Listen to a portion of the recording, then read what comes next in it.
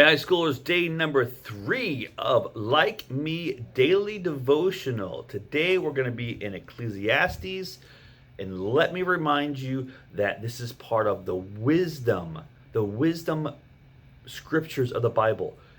Proverbs and Ecclesiastes and some others are the wisdom portion of the Bible, so where it gives us great just knowledge and insight into the workings of how God wants us to live.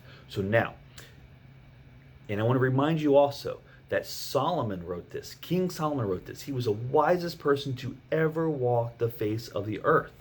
So he gives these instructions to us, and we should take note.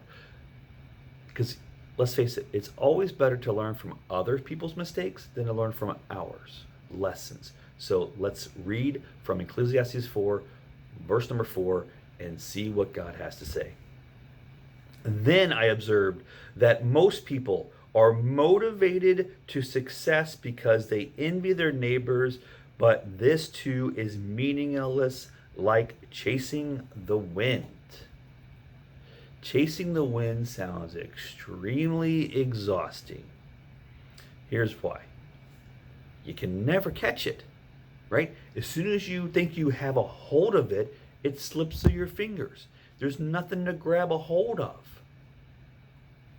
And yet you never have success doing it. And that's exactly what it's like when we choose to chase after what other people have. It's exhausting because there will always be someone with more stuff or more talent or more money or more intelligent or more athleticism or more whatever, fill in the blank. In other words, the wish list of what we want that others have will never go away.